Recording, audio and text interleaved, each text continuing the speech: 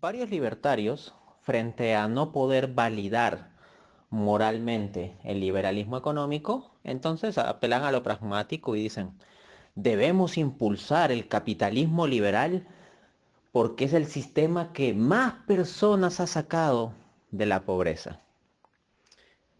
Tal tipo de alegato demuestra una gigantesca ignorancia de la historia económica y una falta de rigurosidad conceptual.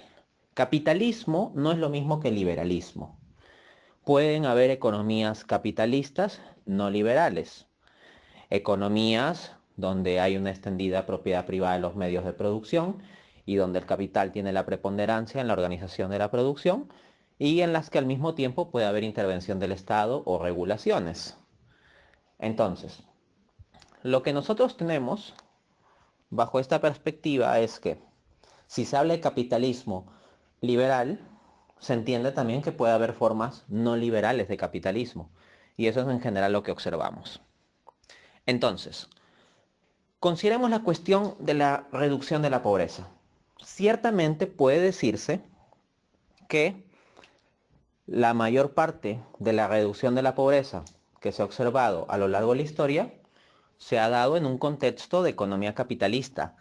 Pero, y aquí viene el punto clave donde se le quema la torta a los liberales, no se trata y nunca se ha tratado de un capitalismo liberal, sino que el sistema detrás de la mayor parte de reducción de la pobreza es un capitalismo no liberal. Consideremos lo siguiente, en las últimas décadas, la mayor proporción de la reducción de la pobreza a nivel global se debe a China. China, económicamente, es capitalista. Políticamente sí tenemos pues una estructura del Partido Comunista y todo ello, pero económicamente, al menos desde las reformas y apertura a partir de 1978, se constituye como una economía capitalista. Y como China tiene tan gran cantidad de población, reducciones de la pobreza en China implican una importante reducción de la pobreza a nivel mundial. Entonces, ciertamente ha habido una gigantesca reducción de la cantidad de pobres en China, pero nadie con dos dedos de frente, nadie que tenga una más mínima comprensión de los conceptos, va a decir que el capitalismo de China es un capitalismo liberal. Es un capitalismo no liberal, con regulaciones y con intervención del Estado.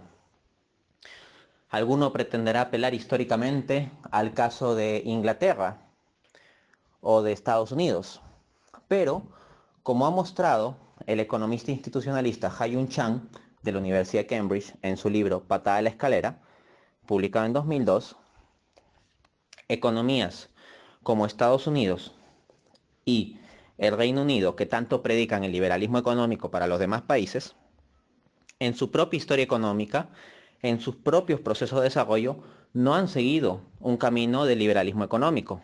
Ha-Joon Chang muestra datos estadísticos a lo largo de las décadas en donde se evidencia que tanto el Reino Unido como los Estados Unidos practicaron en su comercio internacional fuertes políticas proteccionistas, en donde por medio de regulaciones establecidas por el Estado favorecían la producción de la industria nacional y ponían límites a la entrada de importaciones extranjeras.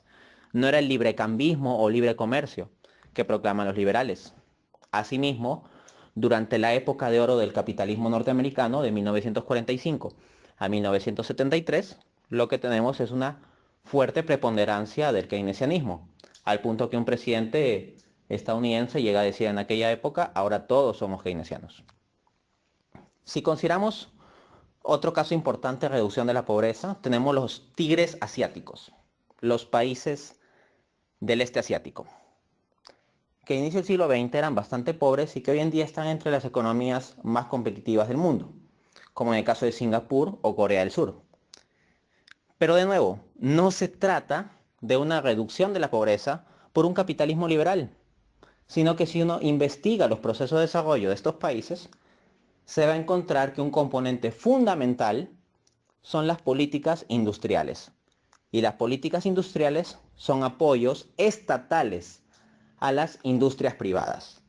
Entonces no es un mero capitalismo liberal de Estado mínimo, sino una intervención del Estado para fomentar determinadas industrias. Y los ejemplos podrían multiplicarse. Entonces, termina cayendo por los suelos el argumento liberal. Porque lo que queda demostrado es que la reducción de la pobreza ha sido dada bajo un contexto no liberal.